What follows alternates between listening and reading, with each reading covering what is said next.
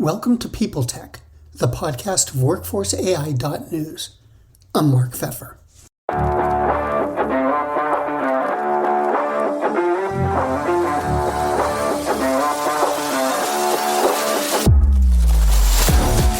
Today, I'm joined by Steve Beauchamp, the executive chairman of Paylocity. He's going to share the vendor's view of AI in HR. That includes the employer's role in preparing their workforce, managing the employees who use AI, and at the end of the day, what's the value proposition? All that and more on this edition of People Tech. Hey Steve, welcome. So Paylocity recently launched an AI assistant.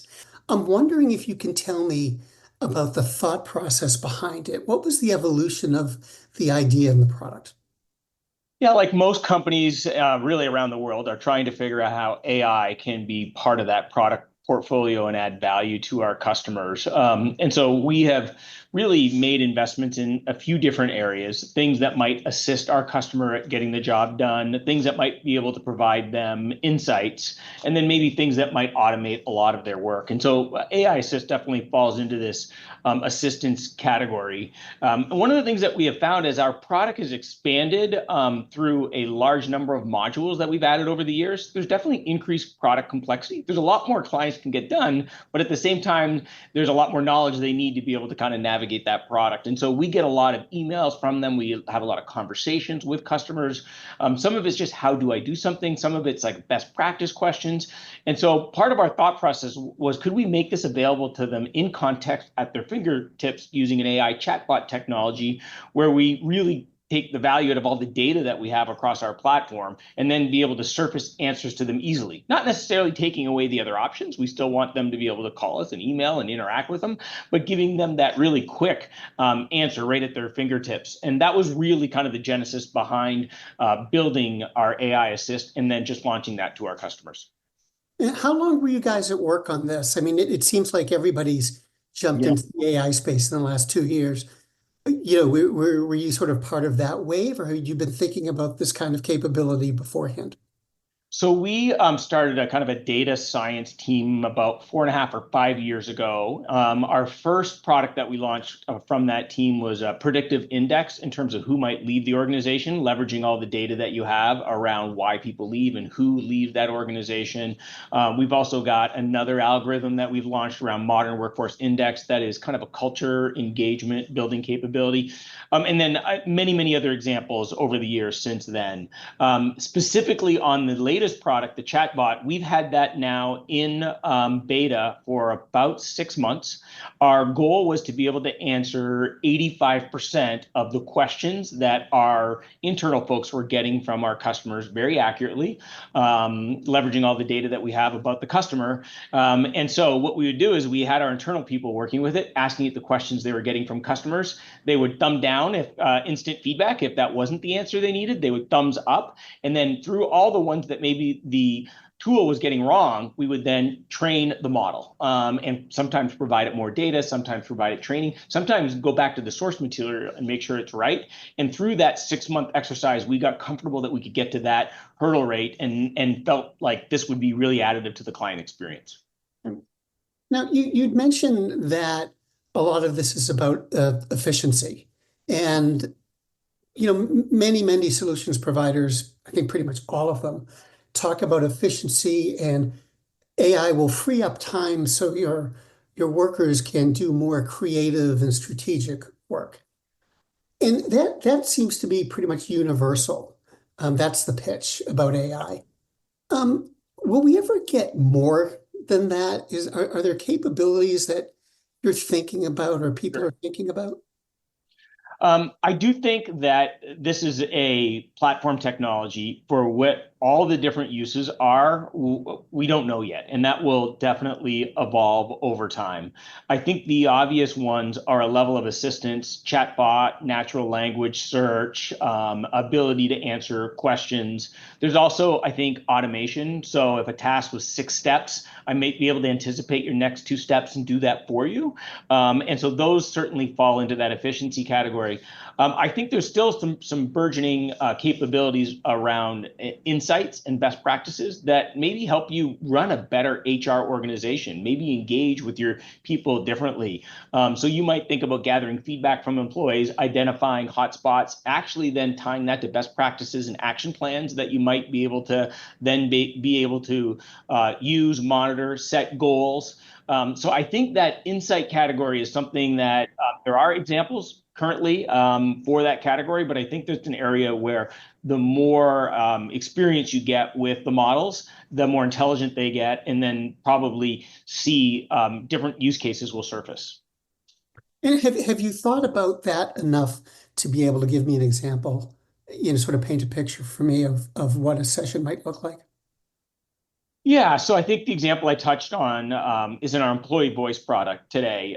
We will provide you a heat map based off the feedback from maybe the several hundred surveys that you've gotten back. We will certainly be able to kind of highlight where there's areas you might need to spend time, but we could also look through other data patterns. Like we might actually see in performance reviews that the scoring of those teams are lower than the company average. We might actually see that maybe those folks, if they're hourly, are showing up late more frequently than the rest of the organization. So you get to certain behaviors that you would have to run 5, 6 different reports, go to different parts of the application. So you start to be able to combine that, and then you can actually suggest goals that you might be able to set for those teams or those areas, or best practices. Like maybe as an HR organization, you should go do a roundtable with 7 or 8 of those folks and kind of get direct feedback. So it's a combination of data and insights that you can surface.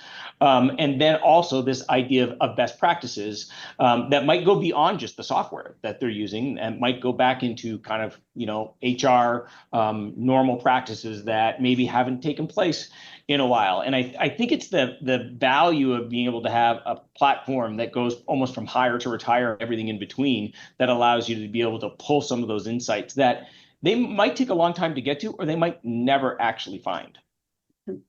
Now, shifting gears a little bit, it feels like this whole transition toward AI platforms has come about at breathtaking speed. And I've seen a lot of research that says, employees tend to be kind of nervous about it. They're worried about their jobs. They're not sure how it's going to impact their jobs. Um, are you hearing that Yeah. from users? And what are the concerns that you're hearing?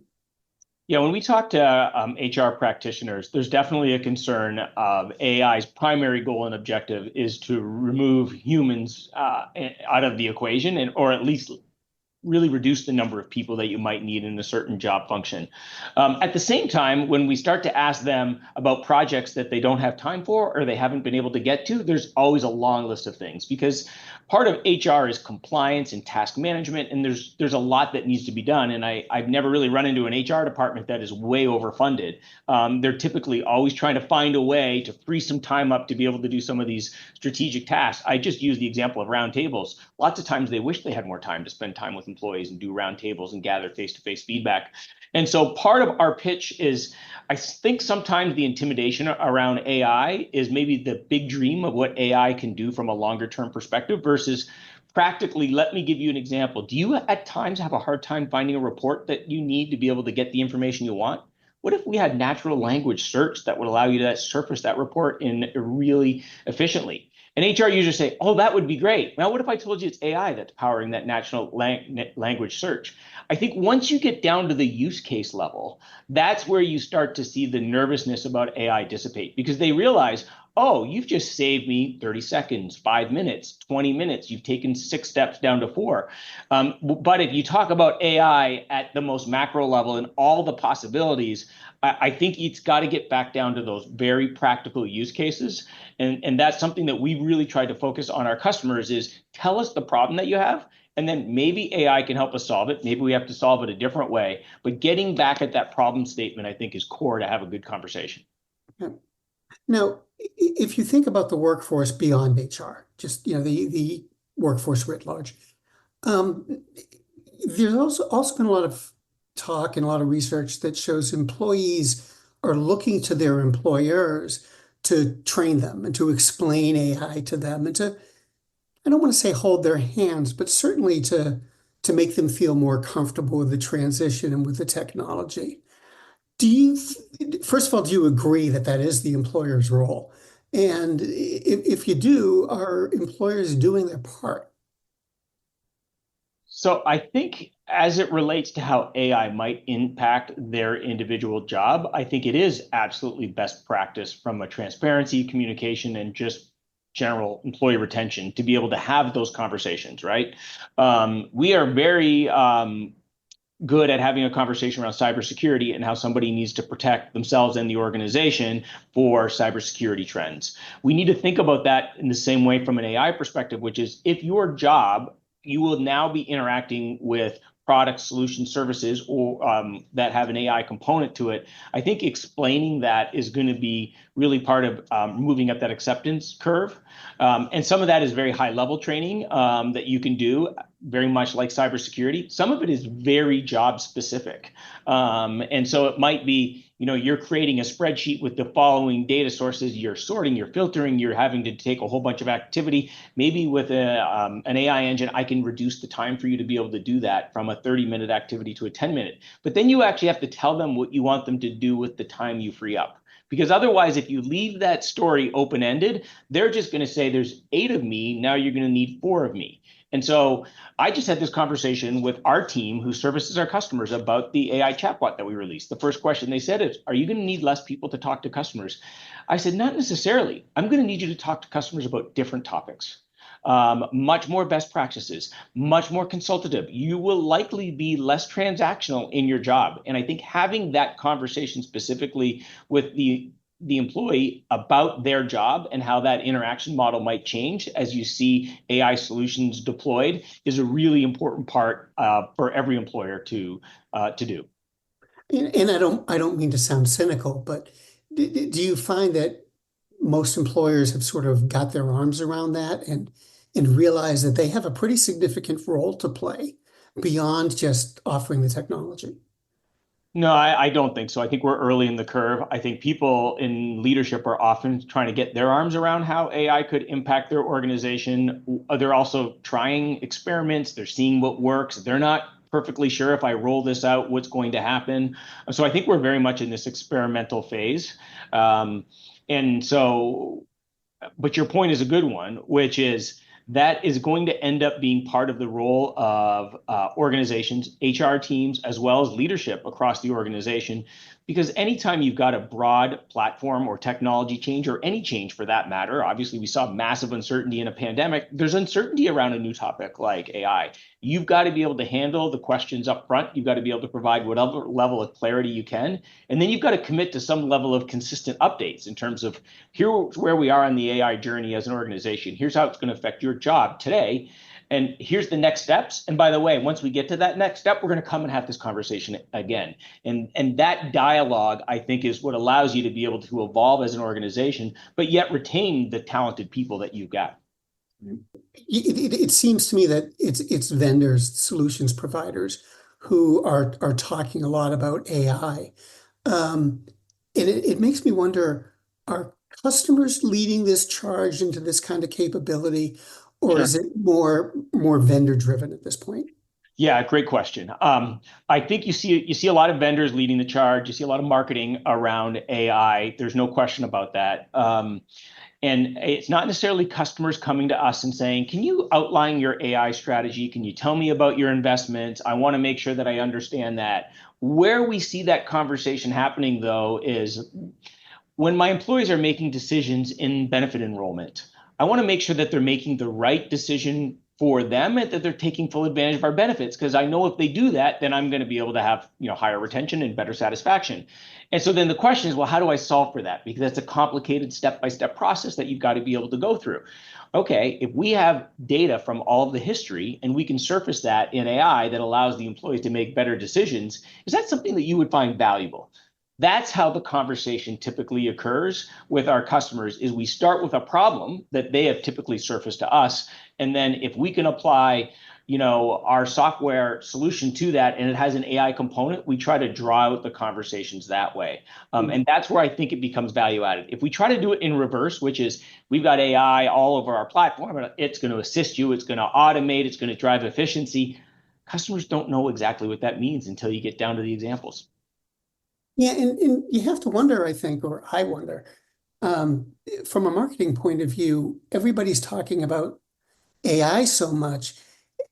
Is it sort of meaningless? When you say, we have a new product coming out which has AI, is that saying enough to the customer to really make them understand the value? I don't think so. I don't think most customers know what that means. It's very much like if I said to you, we've got a really strong mobile platform. And if I don't tell you that these are the things that are in the mobile platform, these are things your employees can do that they don't have to come to you anymore. And obviously, we've been through a lot of that mobile transition. We're at the early stages of this AI transition that they don't know exactly what that means. And so, from our perspective, we just have to insert this into the storytelling of the problems that the customer is having to create differentiation. Us saying we've got AI in 100 different places in our platform has very little value because the customers don't know what that means. But still, it must make it really tough to differentiate yourself, in the market right now because everybody's talking about AI. So you're kind of expected to have it. Um, So it's a great point. So my general point of view is you want to be able to say enough that you don't get knocked out early in the process and that they know you understand AI as a trend and that you have a point of view and a position and have made investments. If you do that and then you get to the software demo stage and then you can actually demo the use cases, to me, that's where the differentiation can really happen versus some marketing or positioning statement around AI that is going to really create differentiation because for the most part, people are talking about the same types of high level statements when it comes to AI. The proof really is does this make your product better? Does it make it easier? Does it make it faster? Is it drive efficiency? Am I going to learn something I couldn't otherwise learn? Are employees going to be more self-sufficient? It's all of those types of questions that need to come out in a demonstration. so how is all of this impacting your product roadmap?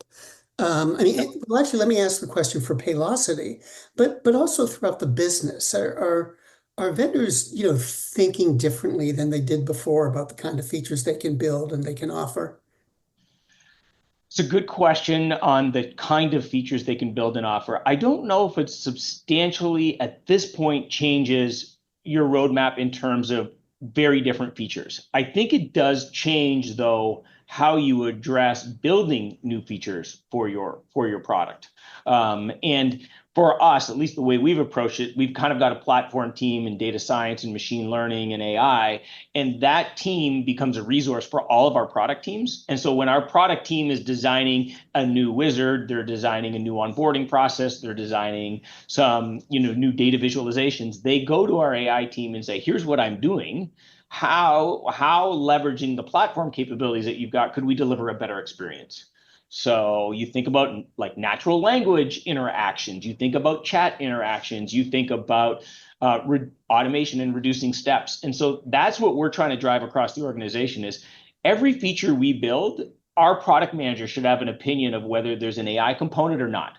Sometimes there might not need to be and it might not fit. But I want to make sure that they've gone through that evaluation to be able to say, would leveraging some AI platform technology make this a better experience for the client? Because that's really what we're trying to do. We're not trying to jam AI into all sorts of places. And I think it's taken us some time to be able to build the muscle around that. And in some ways, we're still building muscle around that. But if that, we believe that will give us the most prevalent use cases that customers can benefit from.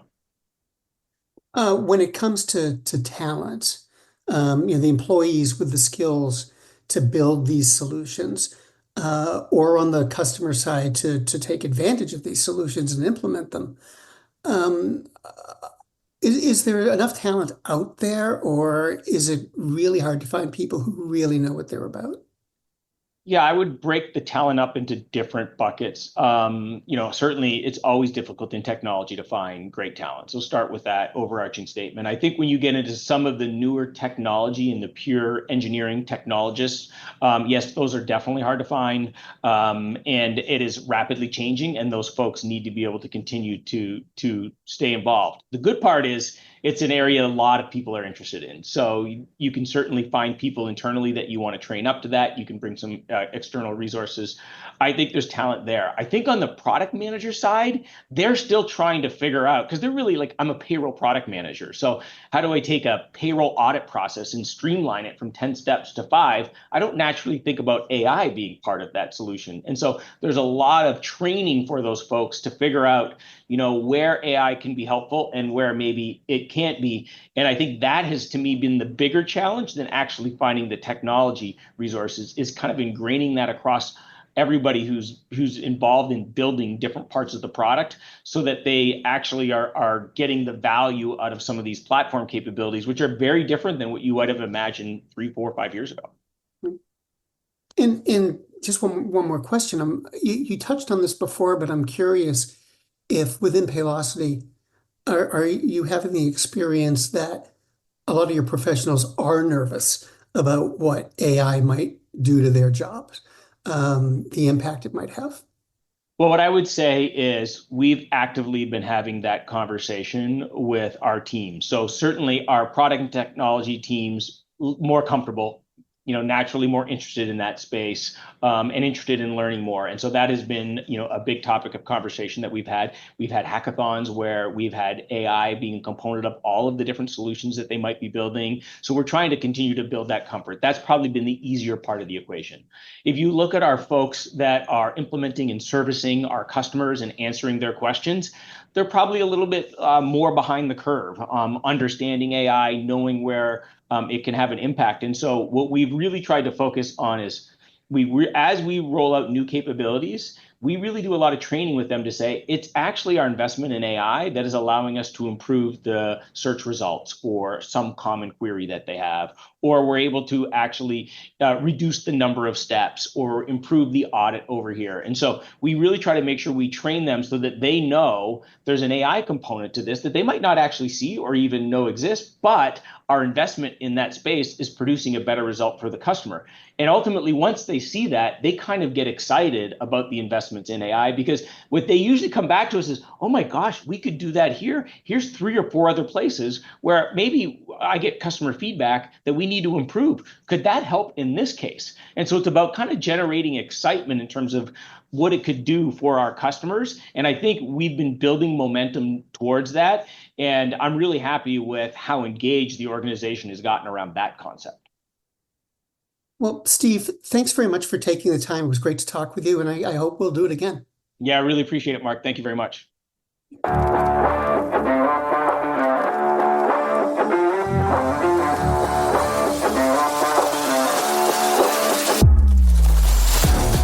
My guest today has been Steve Beauchamp, the Executive Chairman of Paylocity. And this has been People Tech, the podcast of WorkforceAI.news. We're a part of the Work Defined Podcast Network. Find them at www.wrkdefined.com. And to keep up with AI technology in HR, subscribe to Workforce AI today. We're the most trusted source of news in the HR tech industry. Find us at www.workforceai.news. I'm Mark Pfeffer.